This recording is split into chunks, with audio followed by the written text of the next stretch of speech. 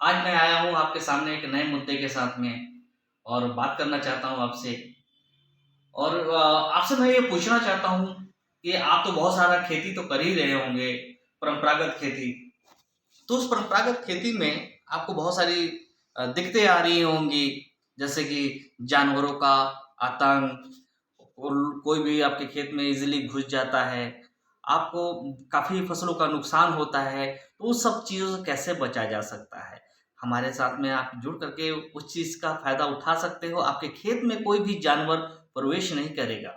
उसके लिए हमारे पास में फसल है सतावर। सतावर अगर आप खेत के किनारे-किनारे लगा देते हैं, तो आपके खेत के अंदर कोई भी जानवर प्रवेश नहीं करेगा और अंदर आप कोई भी फसल कर सकते हैं। बिल्कुल निश्चिंत होकर के आपकी सब फसल को वो सेफ रखेगा। उस खेत के अंदर कोई दूसरा जानवर नहीं घुसेगा।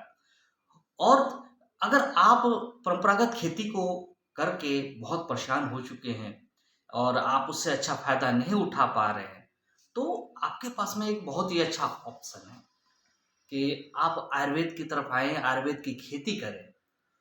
और जितनी आपके पास में ज़मीन है, उसमें से कुछ ज़मीन पर आप ट्रायल कीजिए।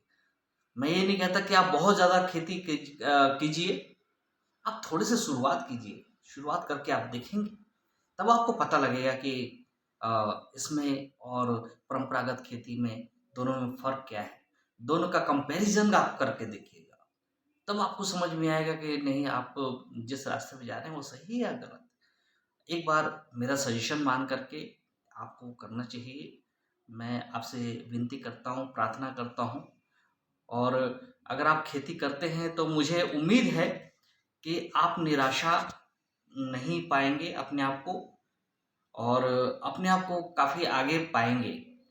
और इसके साथ में आप हमारे साथ मिलकर के कई सारे बिज़नेस भी कर सकते हैं। वो बहुत सारी चीज़ें हैं। कई सारे युवाओं के लिए भी हमारे पास में रोज़गार के काफ़ी सारे अवसर हैं। उसके लिए जो हम नंबर देंगे उस पर फ़ोन कर सकते हैं और उसमें बात कर सकते हैं कि रोज़गार हम कैसे कर सकते हैं, उसके ऊपर हम बताएँगे। और खेती के साथ में रोज़गार दोनों सब चीज़ें चलती रहेंगी। आज की डेट में लॉकडाउन के बाद में बहुत सारे किसान भाई, बहुत सारे मज़दूर भाई गाँव में ही रह गए हैं, उनकी नौकरी चली गई है।